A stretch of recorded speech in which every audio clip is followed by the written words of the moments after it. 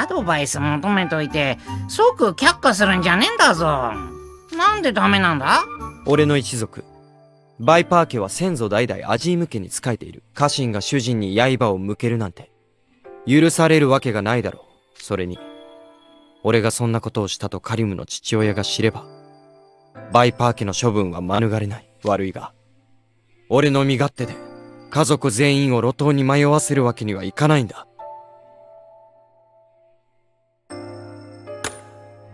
仕方ないさ。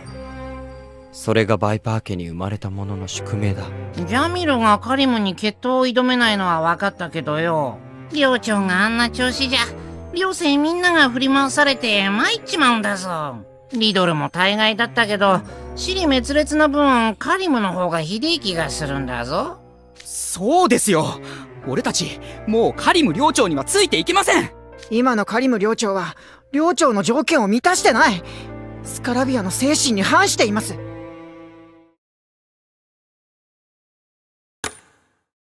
ナイトレイブンの7つの寮における寮長の条件は寮の精神に一番ふさわしいものであること。逆に寮で一番でないなら寮長の資格はない。決闘は分かりやすく一番を決める方法と言えるな。7寮それぞれ特色が違うからふさわしい条件も寮によるんだ。例えばポムフィオーレは誰より強烈な毒薬を作れる者が寮長になる伝統らしい。なんか怖い寮なんだぞ。じゃあカリムはなんでスカラビアの寮長に選ばれたんだ？前寮長の指名さ。カリムのそれまでの働きぶりと人徳が寮で一番だと評価されたということだな。あいつが指名された時は俺も嬉しかったよ。それもジャミル先輩の助力あってのものじゃないですか。寮生はみんな知ってますよ。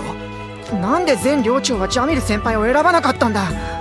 前寮長を責めるな。アジーム家の親戚筋の人間がカリムを差し置いて俺を選べるわけが。はあ？またアジーム系なんだぞ。そんな事情があったなんて知らなかった。つまりコネじゃないですか。汚ねえ。汚すぎるぜアジーム家。頼む、どうか今の話は聞かなかったことにしてくれ。ナイトレイブンカレッジは実力主義だからこそ名門と呼ばれているはず。親の意向で評価されていいわけがない。そうだぜ副寮長、俺たちそんなの納得いかねえよ。学園の中では身分や財力なんか関係ない。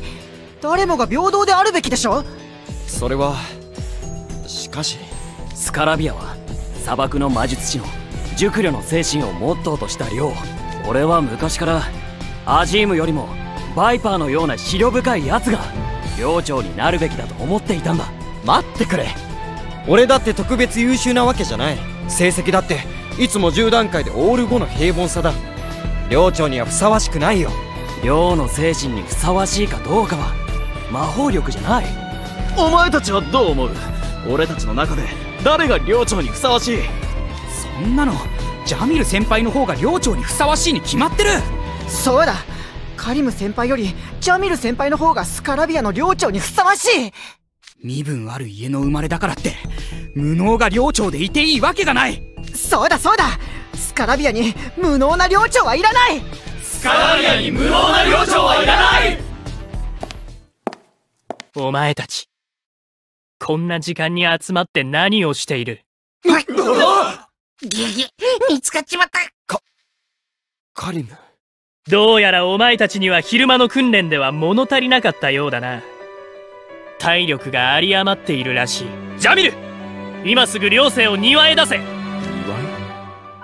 限界まで魔法の特訓をする。そんな無茶苦茶な。俺様すでに疲れが限界なんだぞ。聞こえなかったのか？早くしろ。分かったよ。お前たち外へ出ろ。